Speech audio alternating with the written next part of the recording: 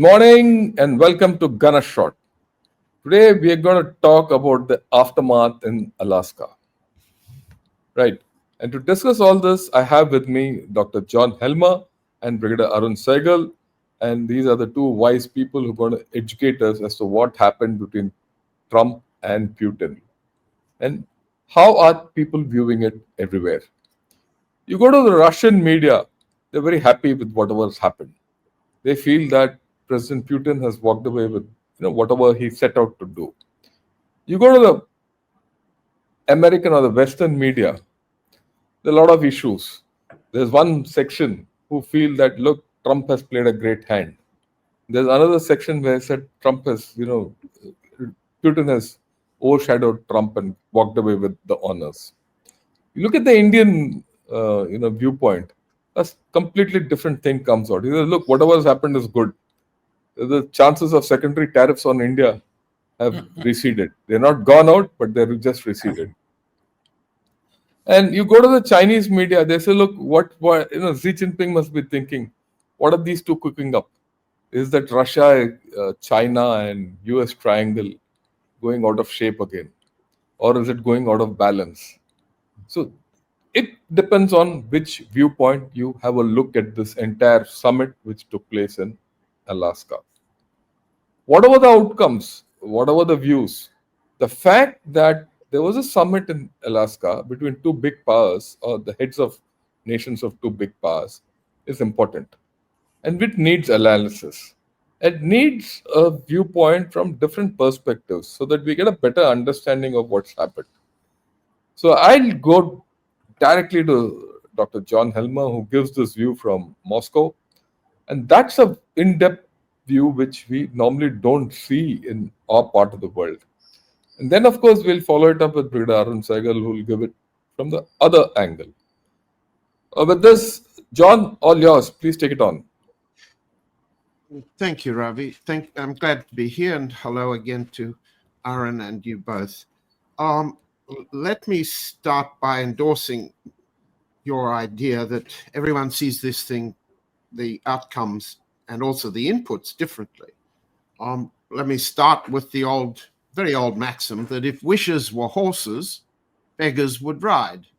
In other words, we're trying here today, and for the benefit of the Indian audience, not to engage in wishful thinking, neither from a Russian side, from an American side, from a Ukrainian side, from a Western side, or even from an Indian side, but rather let's look at the evidence as coldly and as clearly as it's possible to look at it. And so that's first thing. Second, I'll present what I think are a range of data, bits of evidence that corroborate what I'd like to suggest was the input and the output. Second, I'd like to caution us all against seeing this as a final outcome, because I've had 48 hours now of pretty lengthy talks with sources, and pardon me, there's a degree of difference over time as President Putin has returned. Let's bear in mind how collectively he sought to position himself in the summit, first of all, with all the major allies, and a double dose with India. The National Security Advisor came to meet with President Putin in the Kremlin itself, and then later Putin telephoned Prime Minister Modi. There were calls to all the other strategic allies, with the exception of Mr. Pezeshkian of Iran. Second,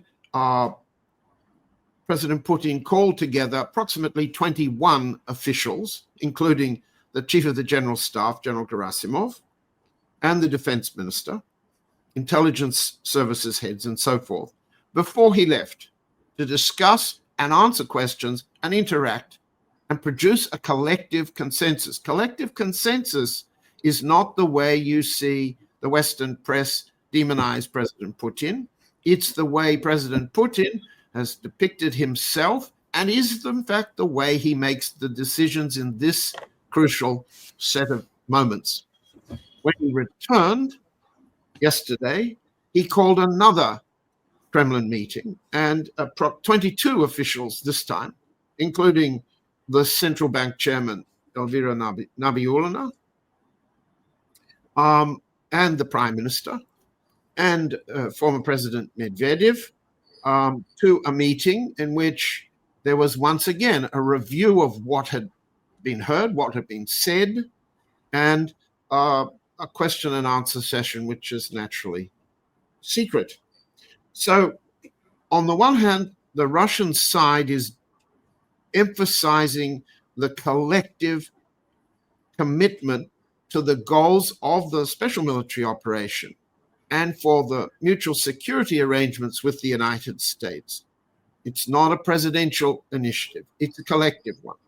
Second, President Putin is endeavoring to reassure both strategic allies abroad and each of the major factions, decision-making factions in Moscow, that there's no betraying of commitments. There's no backsliding. There's no saying one thing, doing another in secret. None of that. Now, let's just look at what I regard as interesting evidence. On the one hand, we have the Kremlin view, and the Kremlin, by the way, produced the itinerary for the meetings in Anchorage before the White House. In fact, the White House did not issue an official itinerary. I'll come to what the State Department did in a minute. The Kremlin anticipated by announcing that there would be a 3-part session starting at 11:30 in the morning. First, a one-on-one meeting between President Putin and President Trump with only interpreters meeting, consecutive interpretation. No electronics, no booth, no records, just the two presidents and an interpreter for each. Then there would be an extended delegation meeting, which would extend into a lunch breakfast. Call it a lunch if you're in Anchorage time. And then that would be followed by a press conference. Now, in the last 24 hours, the US press has released 8 pages of State Department protocol documentation, which I have in front of me. I'll wave it at the camera, which appears to be genuine, which appears to have been left by mistake in a hurry by a State Department official in a hotel printer, which documents the sequence that the US side was thinking of at early that morning. And I'll just run through it because there are several important details. On the one hand, no question, there was to have been a one-on-one meeting starting at 11:30. But very interestingly, the State Department only assigned 40 minutes to that. 40 minutes. That's very little time with consecutive interpreting. Even supposing President Putin spoke in English, which he can certainly do and did at the airfield with Trump, 40 minutes is not a negotiating session. It's a hello. It's a goodwill gesture. It's looking people in the eye. It's making everyone comfortable, but not getting down to any form of in principle agreement or in detail negotiation. The expanded meeting, according to the State Department documents, were to have started at 12:15 and run until 2:45. That's 2.5 hours, including lunch, opening your mouth, closing it on the fish dish and on the fowl dish and on the dessert, with simultaneous interpretation, not consecutive. That was to have ended at 1:45 after 2.5 hours. And then the State Department had scheduled President Trump for a half an hour of prepping before there'd be a press conference. The press conference was to have been called at 3:30 in the afternoon and was scheduled to run for an hour. An hour. Then the two presidents would say goodbye. Trump was scheduled to give a special interview to the Fox correspondent Sean Hannity, and then his plane would leave. What President Putin was going to do is not on the State Department manifest, but in fact he went to the war cemetery near Anchorage to lay flowers at the graves of the Soviet pilots killed in World War II. Now, the timing's very interesting because none of this happened. None of it. And the State Department was taken completely by surprise. So it's an interesting record of what the Americans thought was happening. It's also indicative of the fact that the Americans were not in control of themselves during this summit meeting. Command and control, as one you know very well from your experience in the services, has broken down at the top of the United States government. It is not broken down at the Russian level. In fact, there was just 2 hours and 45 minutes of talking altogether, and that was in the 3x3 format. Now, it appears from the State Department manifest that Trump wanted to be accompanied by Witkoff, Stephen Witkoff, his special representative, his business partner, his election financier, the man who had been to the Kremlin several times earlier and the week before. But no, the Russian side weren't prepared to put Witkoff's business counterpart, Kirill Dmitriev, the money bag representing the Russian business interests in this, across the table. Instead, Sergei Lavrov, the foreign minister, and Yuri Ushakov, the foreign affairs advisor, were the three on the Russian side. Witkoff, therefore, had to be accompanied by a third, and that turned out to be Secretary of State Rubio. So even Trump's accompaniment, his handlers, if you like, were, in a sense, trumped by President Putin in the discussions. Now, what took place, now that we know that and I think we can be fairly confident that on the one hand, the Russian side had gamed out exactly what they aimed to do, which involved fairly extensive presentations by President Putin. We saw one of them. We saw at the press conference, which didn't last an hour, it lasted 12 minutes, of which 8 minutes were absorbed by President Putin reading a pre-prepared speech of the kinds of generalities and principles for a long-term agreement. Facing and having to stand listening for 8 minutes is a trial for President Trump. His attention span's low. He doesn't, we understand, read.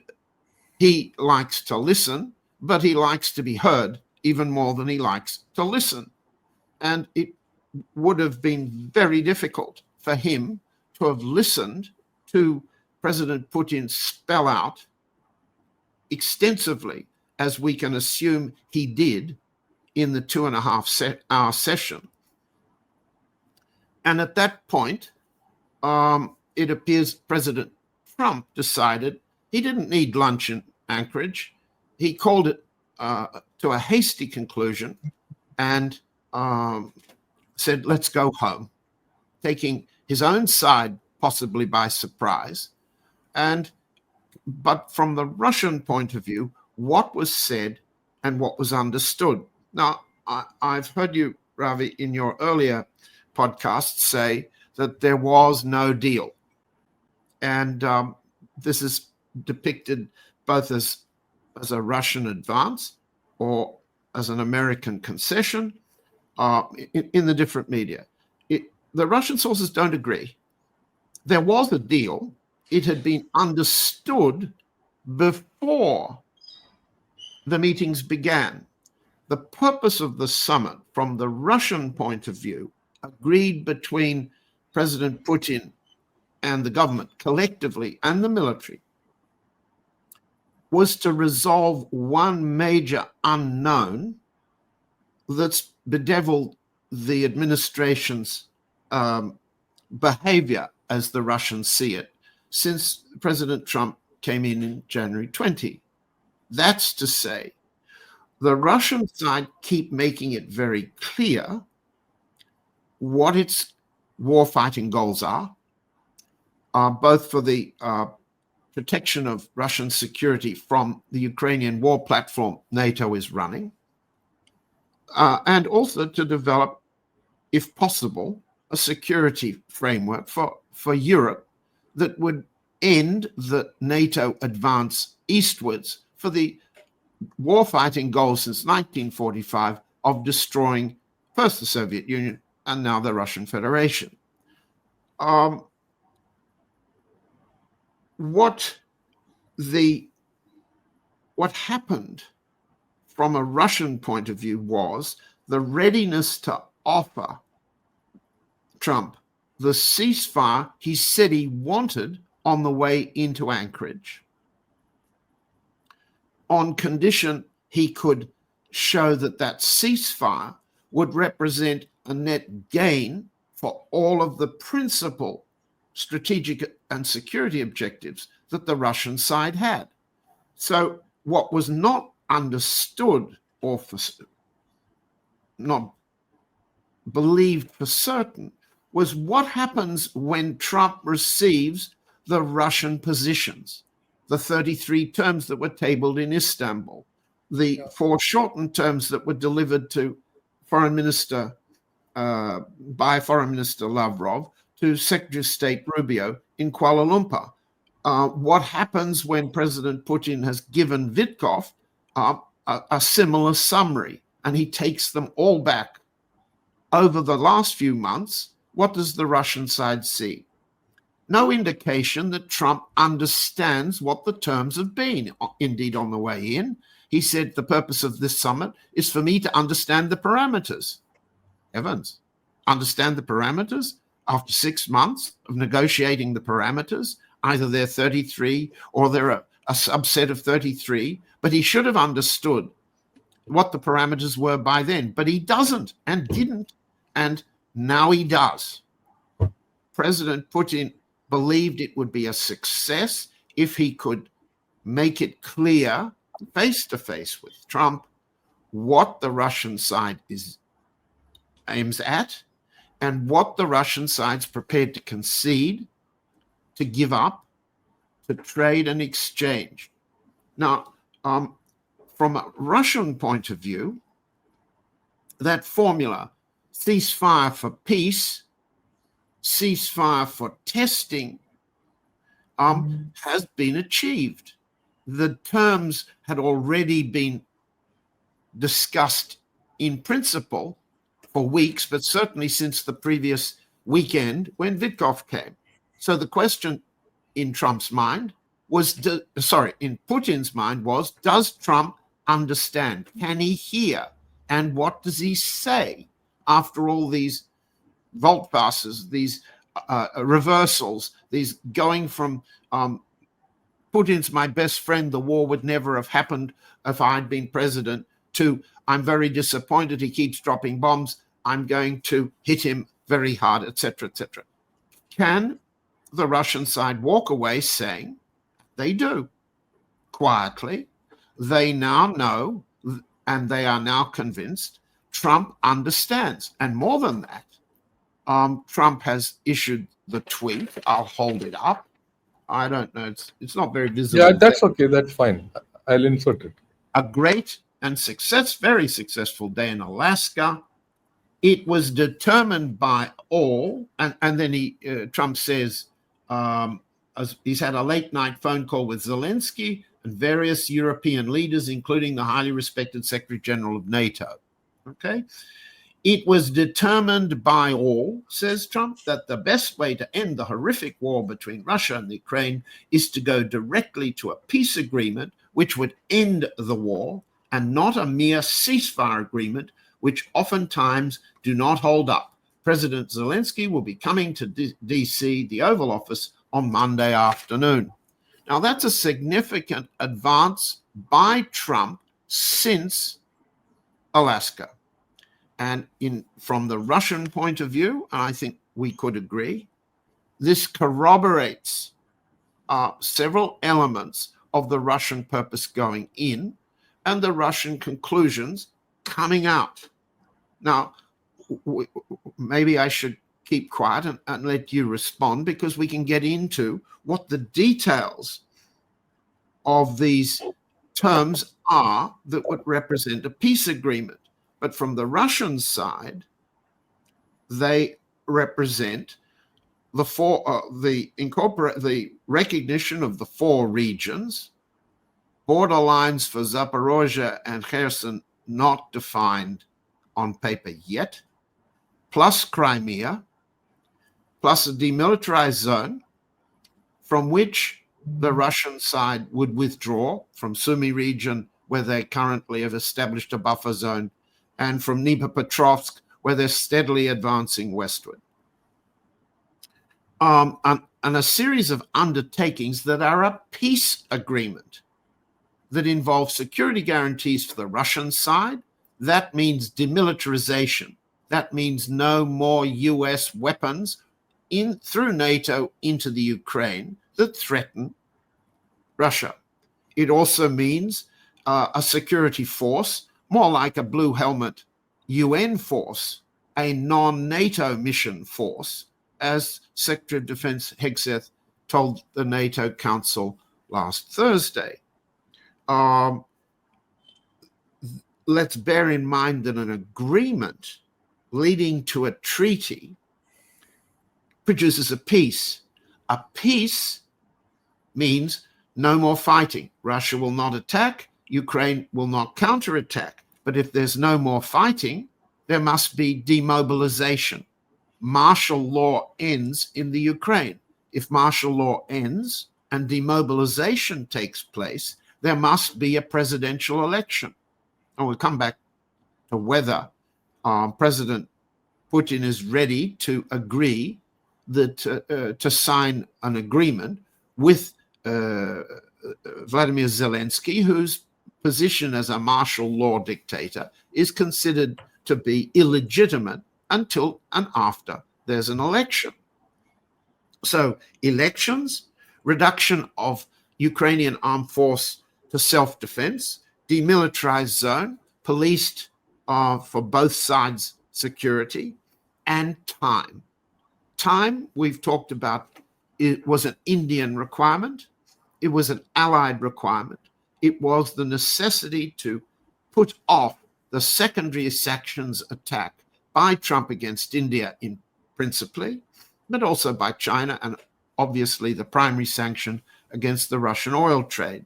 So time, from a Russian point of view, is now the 3.5 years that Trump has got left.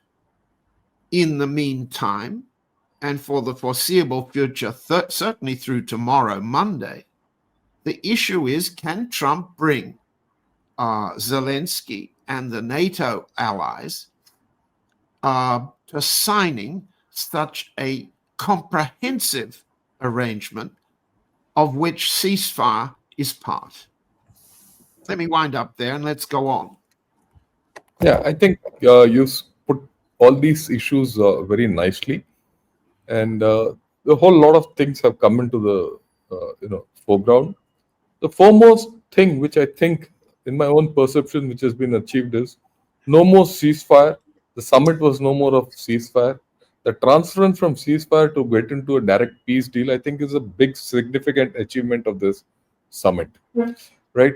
The general agreement that everyone is now heading for peace, and a peace settlement is, I think, pretty okay. I mean, that's the larger thing which I got. When I said yesterday there was no deal the way it was all set out or thought out. Something more has been achieved. And a lot of other things have also been achieved. Right. Before we get into anything else, I'd request Sir Arun Sahgal, sir, you put across, what do you think the Americans have reasoned out in this entire summit, the way it has come out? And where do you think we stand in this whole deal? See, thank you very much. From my perspective, there is a thought process in the United States that post Cold War, the United States has been entrapped into European security, and that the current administration I'm talking about, and that is seeping up the American energies and is taking America away from more comprehensive security tasks, which they perceive are not so much in Europe, but in Middle East or in Indo-Pacific, i.e., European security is a diversion, and this war is unnecessary diversion, which needs to be as good a closure that you can bring about in this is created. In this thought process, there is also a thinking to maintaining Russia as a constant pariah is a solution to realignment of global power system in which two major geopolitical powers with strong one with very strong economy, China, and strong industrial military industrial complexes backed up by strong nuclear forces will come together, and that will create a huge amount of strategic imbalance globally. So the United States, if you read the summary of an interesting agreement, A New Beginning by Stephen Rosen, he argues for America to relook at its security and don't get overly tied up with Europe. So seen in that context, what Trump was trying to achieve is to how to cut his losses, and through this comprehensive peace agreement, how does he create a scenario of reasonable security in Europe, ensure the fighting ends, accepts territorial adjustments between the two sides, which are acceptable to both sides. And here, they're talking about Donetsk and Zaporizhia being Lashenko and Donetsk being the two central areas, and Zaporizhia and the other part being left out of the equation at this particular point in time. The nature of this territorial adjustment is something which has to be solved. There is also a clarity on two other issues. One issue is that the European security has to be ensured. And how do you ensure European security? That's something which the European and the Americans have to come out together, irrespective of the fact that although John feels that the from the Russian position is that if there is an agreement going forward, there will not be any American weapons or any European weapons or manpower being brought into it, and even if the ceasefire force, the oversight force or the DMZ will not have NATO forces. It will be more of an international force. Those issues are there, but they are not acceptable to the Europeans at this point in time. So, from the Trump's point of view, a baseline has been created.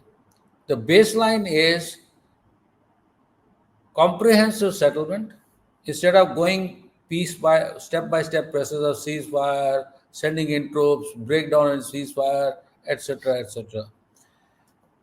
Yet another element which was given highlighted to me by my reasonably affiliated with the current administration sources in United States was that they are looking for investments in in Russia and to integrate Russia in the global supply chains as an acceptable Western partner. They are not immediately, but over a period of time, bringing Russia as, let's put it this way, relook at G8 that was once upon envisaged. Another element of this whole issue is that they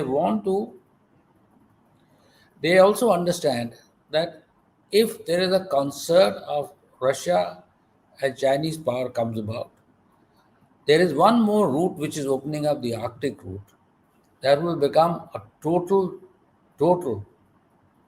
under the control of these powers and undermine the American security, i.e., importance of Greenland.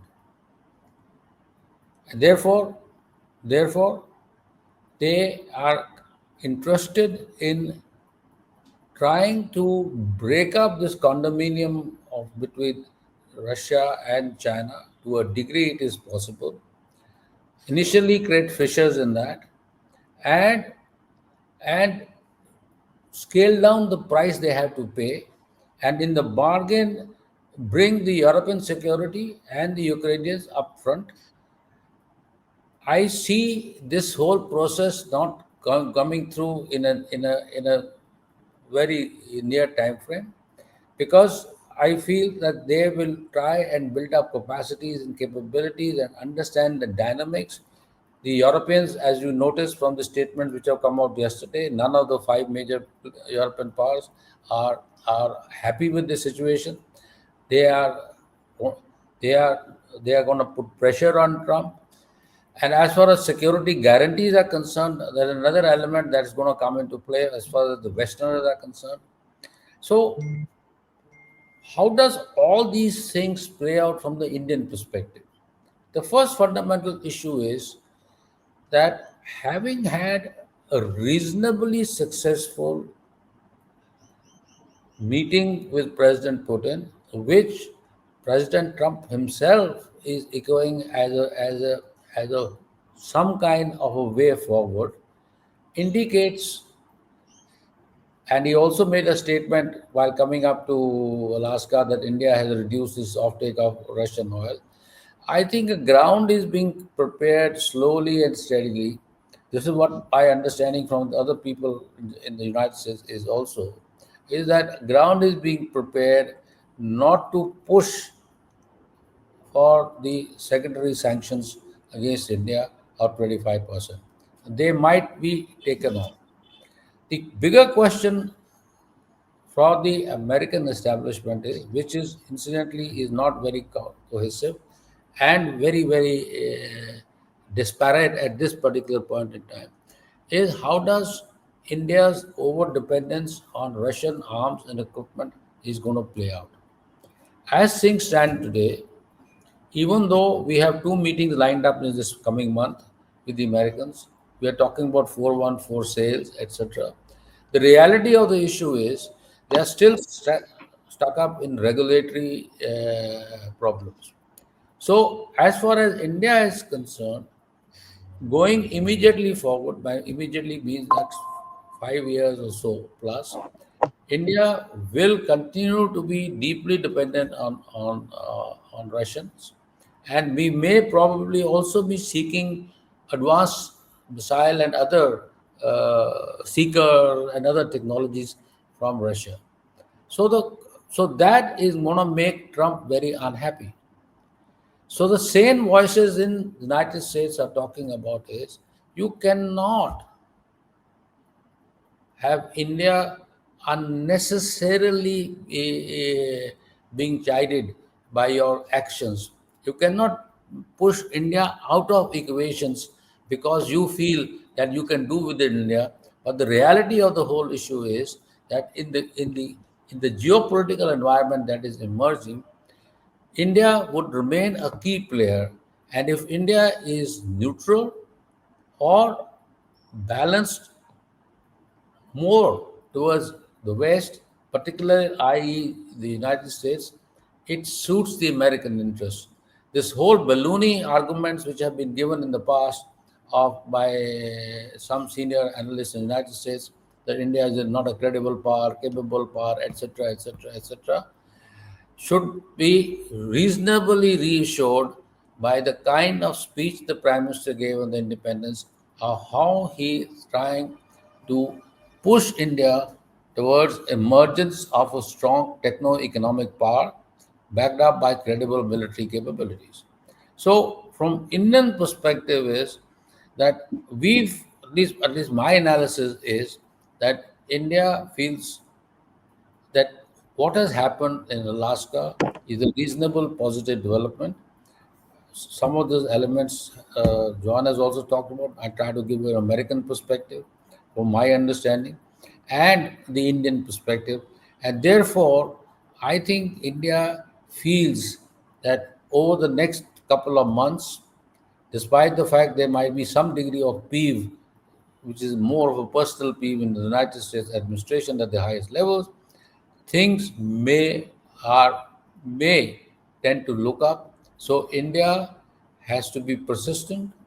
India does not have to react, and India have to continue to play to its own interests.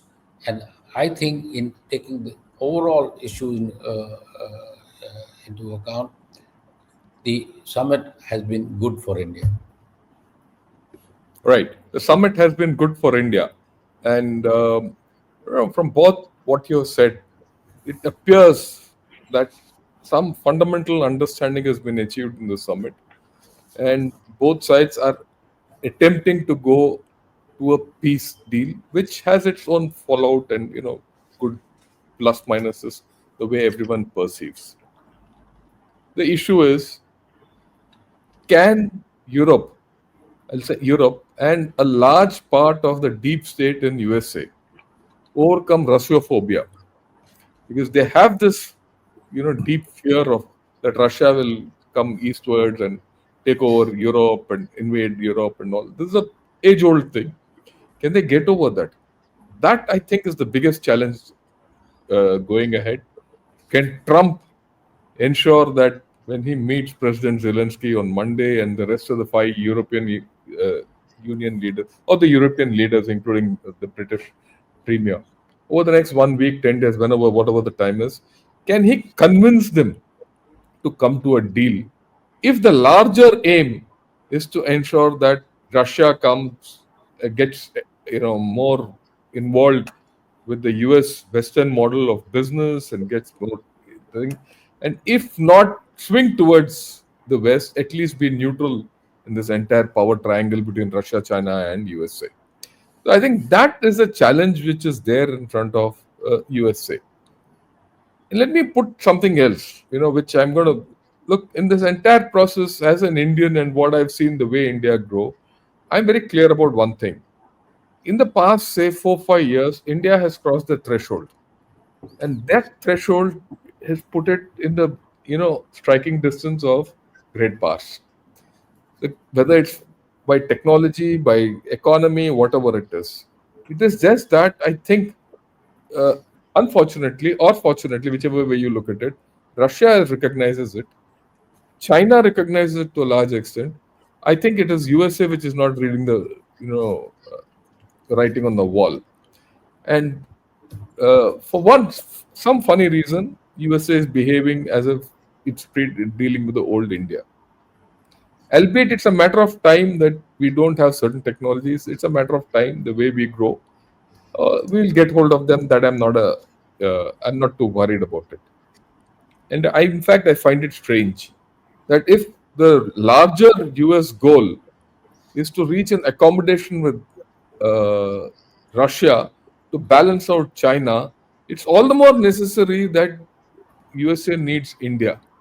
And the the India Russia, friendship is leveraged to US benefit. And this is a dichotomy which exists in the US mind. But be that as it may, we have to deal with it. I think going ahead, if whatever is the fallout of the summit, and if the secondary sanctions don't get imposed on India, there is some hope of going forward with USA. But that's, I think, a later day story. I think the more immediate story is the first one where I started. Can Trump put together Ukraine and Europe and UK on a same plate to come to an accommodation with Russia and start agreeing that Russia has genuine concerns? That's a question which I have for John. Would you like to take it on? Well, I'm thinking. I don't That's presume fine. to be able to think and talk at the same time. I can, however, unlike Gerald Ford, chew gum at the same time. There's one element that Arun's summary of American thinking at the moment has left out, and that's presidential politics. And presidential politics is a very simple business, complex calculations, but essentially simple business of counting votes. Now, the one thing that makes consistent Trump's contradictions, if you like, on the one hand, on the way in to Alaska, he said, and I'm looking over at my notes to quote exactly, this, meaning his negotiation, has nothing to do with Europe. They don't tell me what to do. On the way out, afterwards, in the Fox News interview, he said, it's ultimately up to them to have to agree. Yeah. Well, it's not only them, it's the adverb, ultimately up to them. In other words, what's slipping here, or what's the difference between the meanings? It's essential for Trump, in his version, to be the winner of all the wars, the Nobel Peace Prize winner of all the peace deals: India, Pakistan, Kosovo, Serbia, Congo, Rwanda, Azerbaijan, Armenia, etc., etc. Win by peace, win by bombing the nuclear installations in Iran. A reminder, Trump insisted on displaying in the air above President Putin when there was a B-2 flyover. What essentially the Russian side understand, and it's a fundamental concession the Russian side has given Trump, including explicit statements by Putin, is that Trump will not be seen to have lost this war. He will not be seen to be running from Saigon embassy by helicopter as in 1975. He will not be seen to have run away from Kabul, as President Biden was caricatured by Trump as having done. Therefore, what Trump is saying is, I will not be told by the Europeans what to do. On the other hand, if they don't wish to have peace with Russia and they wish to go on fighting the war on the Ukrainian platform, I'll be happy to sell them all the arms they need to lose, because it's now Russian conviction that Trump understands the war's lost, but he must not be seen to have lost the war. Therefore, if the war's to be continued because Zelensky won't sign any agreement, because the Europeans, particularly Merz, Starmer, and Macron, will not agree, Secretary General of NATO, Mark Rutte, is a Dutchman who spent his entire Dutch prime ministerial career licking US boots, and he's the one who refers to President Trump as daddy. The reason that Trump is promoting Rutte is that Rutte doesn't have a political constituency anymore except for one, and that's Trump. Rutte will do what Rutte has always done in the Netherlands, make Trump's shoes shine. The important point is that if the NATO principles and Zelensky over the coming days refuse to sign on, then Trump is basically saying, you want to fight the war? Give me the money, I'll give you the arms, and you'll go on. And with the understanding that Russia will annihilate, force them to capitulate, as it's already done. So it's very important from presidential political point of view that Trump is not seen to be the loser. Now, once that's a priority from a presidential point of view, the strategic discussion that Arun has very usefully laid out takes a slightly different shape and a slightly different time frame. But Arun, you wanted to come in, so I concede. No. After you finish. Yeah, you finish. Finish. Well, I think I'm I think I'm finished for the moment. Okay. For Right. the So, moment, the U.S. strategy, the military fight, the war fighting strategy, is to not lose and appear to win. And from a Russian point of view, the terms, it's very clear that Trump understands what's necessary for a peace agreement, and it's a profound improvement that he accepts that an agreement is better than a ceasefire. Indeed, we ceasefire. all Yeah. agree with that. Yeah. On the other hand, if that agreement fails, let it be on the heads of those who refuse.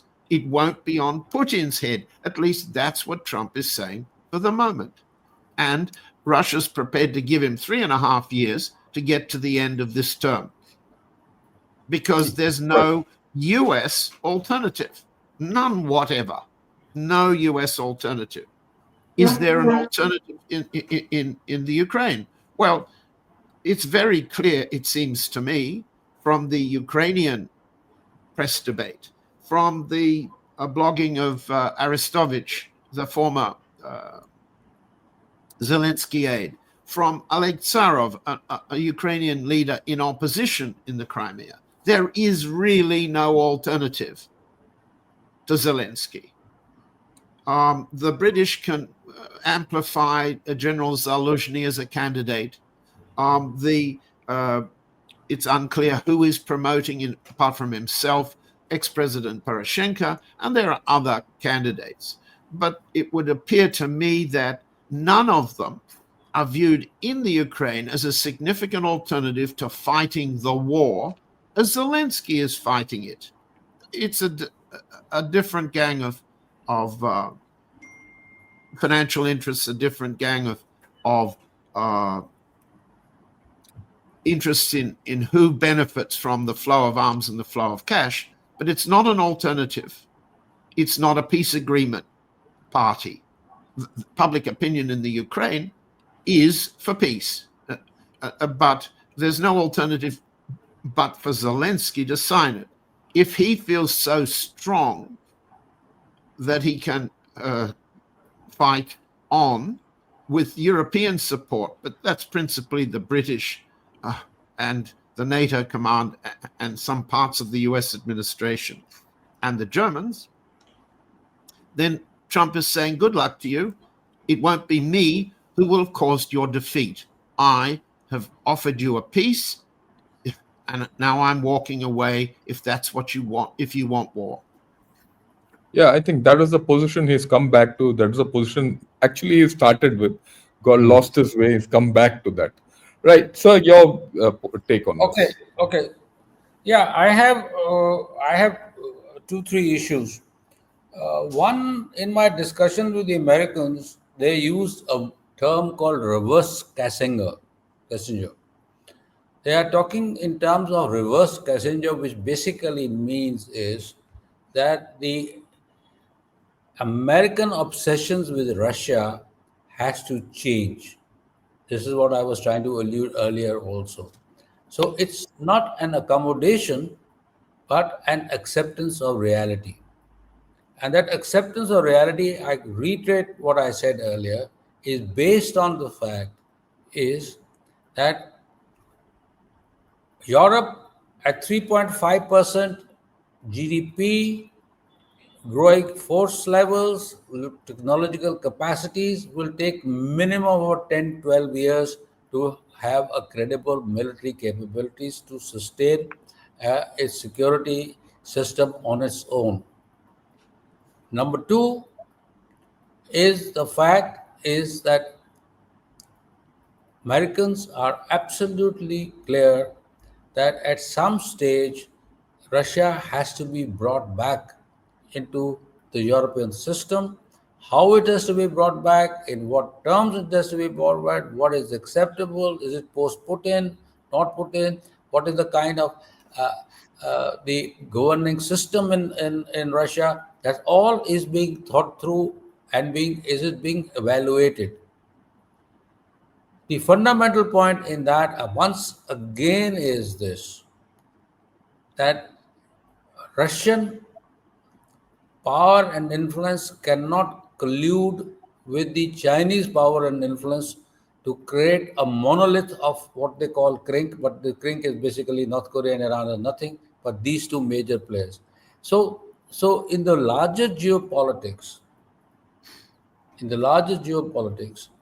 the Americans are very clear that they have to have some kind of a deal which is sellable deal. Now the problem which is there is that the Europe has got a large amount of influence, the political influence in America, and the fact is that as the time goes by, there are within the establishment, an American establishment, people who feel very strongly that this impulsive policies of the president are not good for the country. You, you have, Russia has to be accommodated, or Russia, there has to be some kind of political settlement on the terms which have been now enunciated, or by and large, we thought to have been enunciated at Alaska. They need time. And in that time factor, there is also a perception that whether the Russia would have the capacities and capabilities to bide that time in terms of its economic and military power. Now, military power, yes, not economic power. One thing which John said last time, which I agree with him, is by and large, the Russian population and the Russian hierarchies within the country, although not very comfortable with the war, but are seeing special military operations as something of regaining of Russian strategic importance globally and bringing Russia back at the center stage of the global politics. Now, the issue from when I look at it, this whole thing sitting in India is this: if Russia becomes a credible power, it suits our interests to have a good relationship with Russia. If United States and Europe are having a hard time, that's that's a distraction which once again suits me. The issue now comes is how do we factor the Chinese into this whole game? And that's going to be a major factor, because right now what the Americans are doing is buying off period with China till such time they build up their capacities and capabilities. All indications are there that the Americans will not have a credible response capabilities, even in in the Pacific area, in East Asia, before 2035. They do not have, the submarines are not ready, things are not ready. So the issue is that we are now stuck, are not stuck, but that's how the game is being played. From Indian perspective is India once again has to play the game of maintaining good relationship with Russia, maintaining, continuing despite the intransigence which is being shown by the President Trump, continue engaging with the United States and continue engaging with China, what India commonly calls is the multipolar thinking, because that's the only thinking which will serve our interest in this game. How the Russians and the Europeans play the game, how the mechanics of the comprehensive settlement pan out are are are far away. They are not on the cards immediately. It's not going to happen in Moscow. It's all going to happen over a period of time, and it all will be decided by how the Europeans and the Americans play their game together, and how, or let's put it this way, how the policy of reverse Kissinger is playing out. The centrality from our perspective is that we have three players, we have to balance them all. That's what Can I ask think. you? Can I Yeah, ask you? please. Yeah. You seem to accept that there is a line of American strategic thinking that's credible. Well, where were they before Trump came along?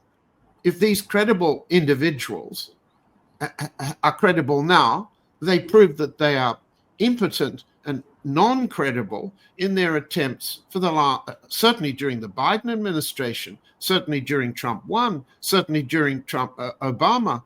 If these are the democratic alternatives, they're a form of soft American imperialism that makes people listen to it now because of the difficulties that Trump is making for all of its allies, including India and especially the Europeans. This line of American thinking is delusional. It always was. It's always been deceptive. The fundamental US line has always been against Russia, whether it was to align with Hitler, and if not Hitler, then after Hitler, with the remnants of the Nazi regime recruited to work for the United States. There's no fundamental change in this line. There are just soft American imperialists. They call themselves soft power. They want to be nice to Indians for a time, or nice to the Chinese for a time, or nice to the Japanese, but they're bankrupt. They've been defeated on the battlefield that they chose after all these years in the Ukraine. They are now culpable in genocide, all of them, genocidal murderers in Palestine. There has always been a US idea of replacing Palestine since Franklin Delano Roosevelt. As for China, I agree they're not ready to fight, but we've been through that before. They want time too. They want to sequence their wars. At the same time, they want to attack Iran, and they'll use Pakistan to do that.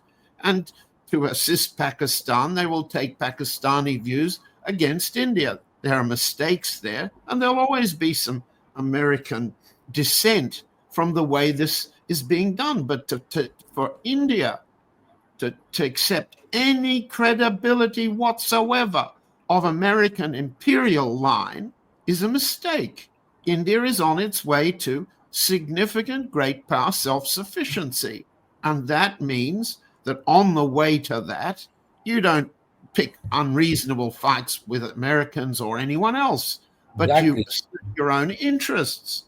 But you don't ever believe again that the United States is a credible ally. No, it's not. I am sorry.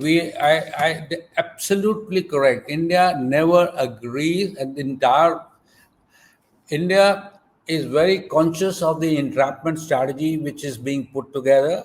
We are conscious of the fact that the tariffs are being used as a leverage for us. We are aware of that.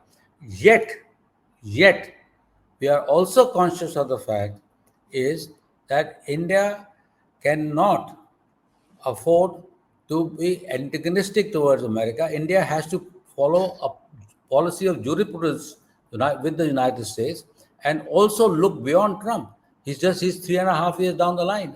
Beyond that, there is world. So to think, and there are within the American establishment, there are people who feel very strongly that what Trump is doing is absolutely wrong. He is destroying something which has been so painstakingly built, a relationship that's been so painstakingly built. Now that's important for us. It continues to be important to us. We will deal with the tariffs. We will, in my view, the 25% secondary tariff is going to go sooner than later. We will have a deal with the United States. The question then again comes about from Indian perspective is, how do we deal? We get the necessary security kick from Russia. We get what we want from them. We get, sometimes we are happy, sometimes we're not happy. There are a huge amount of other factors involved with it. But the fact of the matter is, it's a go-to place when we are in trouble. But then we have China as a neighbor. Now here the thinking is shifting. In my view, we ought not to look at China as a challenger. We ought to look at how do we live in peace and harmony with China and do not make it as an adversary. The challenge for us is we will always have differences with China. We live in the same space. We are a growing power. We are astride the sea lines of communication. We dominate the major stocks in the region. The entire trade goes in front of our eyes. So we are an important player, and China is a continental power. We understand that, but yet it's important for us not to have an adversarial relationship with. We, and also recognize the fact that China will always be a challenger. And yet, when it comes to technology and other areas, if we can leverage China to our advantage, like they did to America when they in the 80s and 90s, we should not have second thoughts on that. So what I'm trying to tell you, a comprehensive view from an Indian perspective. Russia important for multiple reasons. United States important for multiple reasons. China strong neighbor whom we need overlook because and continue to have a reasonable relationship. That's how India should play its cards, and that's in Indian perceptions is called a multipolarity or let's put it this way, an interest-based strategy. That's all. That's what we are not a big player at this point in time. We have to recognize that fact. We are not. Well, sir, I tend to disagree with you on that score. Uh, that we have to recognize where we are, and none of these people, whether it's Russia, USA, or China, can get away without taking India into its calculation. On that, we shouldn't have a doubt, sir. I mean, I've never had a doubt, and if there's anything, it has been reinforced. But let me pull out a little and take a step back and explain. While we have concentrated in this dialogue between whatever is happening between Russia and USA, Europe, and all that, there's another dialogue which is happening unseen. You spoke of reverse Kissinger. If you see the movements of Asim Munir, this Pakistani gentleman, who's yo-yoing between China and USA, there's a dialogue going on there, and that dialogue has not come to the fore. And if we think that China is not being spoken to by the USA, I think we are off track. So there is a channel which is already open. Completely, the reverse Kissinger way is happening there. That's the first part. The second part is, in all this, we are assuming that China is a given power. China is not a given power. China, the way today China is structured, the way it's demographically declining, the way there are internal politics in China, because China is still a closed economy, a closed system, is puts China with its own vulnerabilities. If I one has to understand the world we are living in. You have a USA which has its own issues, which has its own issues of leadership and its own political structure, which is quite wonky at this point of time. It is no more the imperial USA which one saw in Second World War. It's completely different. Russia, which is now got stuck in the past 3 years in this war. In fact, I wouldn't say past 3 years. It's been stuck in this conflict with the West ever since 2014-15. In fact, I go back to the time when Russia disintegrated into the USSR disintegrated into the Russian Federation, and the eastward expansion of NATO took place. And from there, Russia has not yet stabilized. So it appears after this war, Russian Federation will achieve some stability. I would, if this entire thing concludes. Otherwise, it's a different ball game altogether. And we are a rising power. No one can ride over us. And I feel, in my own way, that today the only relationship, and this is a thing which I keep mentioning all over again, the only relationship which we can really depend on is one with Russia. And as far as USA is concerned, it's completely transactional from here on. And with China, I don't see how you can leverage whatever they can give you. I don't think that is feasible. And let me be very honest, it's not feasible within our administration.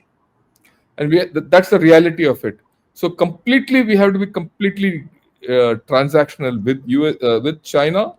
I agree with you that we have to look at USA a little more because we have historical relations with USA. And you have to deal with USA in two terms. One is with Trump and one is with USA. So that's a transactional, highly transactional relationship, the way you go forward, right? But India has to look elsewhere. And that elsewhere is important for its own growth. And that elsewhere is where I say Japan, because Japan has equal problems with Russia, with China and USA, right? Brazil, Brazil also has equivalent problems with the USA and China in some manner. So I think we have to look differently, and this is the way I look at it. And the more I look at it, the more I'm convinced about this whole story. Right. This is where I've put across. Sir, your final comments on this, and then I'll go to John and we'll finish the show. Okay, Yours. okay. Your take.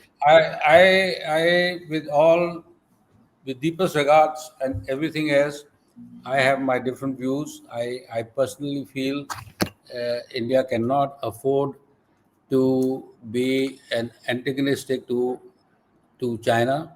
We have to have a working relationship with China, and I think that's the need of the day. Number two, similarly, I accept the fact we have to have a transactional relationship with United States as important, and that also is important. And we have to resolve our trade deal in a manner in which we do not create conditions that we don't even talk to each other. And then number three is there is no doubt Russia is a strong Indian supporter, but we have to also look at it is that if there is a strategic shift in the Russian position takes place, Russia was a strategic supporter when it was an isolated power. If Russia gets integrated in the European security architecture and is accepted largely in that part of the world, it always has think. If you talk to five Russians, you realize they are always thinking of having dreams of being a Europeans. They are mentally European. They are not Eurasians. This a fallacy, at least from my perspective. So to that extent, for India, it's important to have credible working relationships with all the three major powers, and for that, for the next 10 years. After that, how you want to play your game is your call, but I do not think India has the luxury of that choice. India can look upon China, and because China is doing something with Pakistan, China is doing something else. I mean, you have to take cognizance of Yeah. the fact No, no, that sure. in I did SEPA, mention. there's a SEPA going Yeah. on, and, No, and no. and then Americans are moving in. I mean, they are not stupid. The Chinese are not stupid. They see all this what is happening. So Yeah, I let's not understand. one Let, event color our thinking. I'll leave it at that. But I respect what you say. I totally respect what you say. no, I also did mention that we need to have a transactional relationship, working relationship with China. Transactional. Now, our definition of transactional might vary, but let me get John. John, your views before we close up. Well, I think I've exhausted the expression of my views. I share uh, I share Aaron's caution that no great power aims to go to war with the United States. The problem is it's the other way around. The United States has been going to war with the Everybody. Russians for a century, and before that, the British. Now, I agree that, pardon me, there is a strong cultural tradition, an intellectual tradition, national tradition, a religious tradition of Russians thinking of themselves both as exceptionalists in Europe and as Europeans, not as Asians. There's that. But the Soviet Union very clearly had a strategic understanding that that's insufficient for the security of the Soviet Union. And that's an inheritance that Russians have. Now, in the coming week, Mr. Jai Shankar will bring his intergovernmental ministers to the table for the solution of some major practical problems, which, if solved, will end the obstructionism of the Russian central bank to integrating rupee, ruble, and non-dollar trade payment systems such that the two countries, India and Russia, can trade effectively, profitably, independently of what the US empire dictates to you through tariffs, dictates to you through soft power inducements, dictates to you in the umpteen ways in which the United States has run its empire for a very long time. And I don't need to tell you or the audience how that works. On the other hand, I have to be optimistic that Russia is learning its lessons about the European fallacy. The European fallacy has brought Russia to the situation it faced in 2014 and then again in February 2022. And if not for the clarity of US imperial war making strategy before Trump, long before Trump, Russia might not have been able to learn its lessons. How does a country learn its lessons when its principal business constituency has been exporting trillions of dollars worth of investable capital to Europe, the United States, and other safe havens to avoid Russia? This, the US empire tactics have made impossible. And any American who thinks you can overcome that with a reverse Kissinger, not a very good label for that individual, is mistaken. The Russian side will work out over the coming days a solution to the pressing trade and currency problems between India and Russia, which have been delayed too long, and primarily because of the so-called Europeanists running the central bank, who've been much too close to the Kremlin for the comfort and self-interest of the Russian economy. So I'm hopeful that Mr. Shankar and his counterparts will reach some new levels of accommodation, which will mitigate what Arun has put as a serious problem on the Russian side, the perception that somehow Russia's European, not Asian, or that Russia will continue to take for granted Indian support at the military and strategic level. Great powers don't take each other for granted.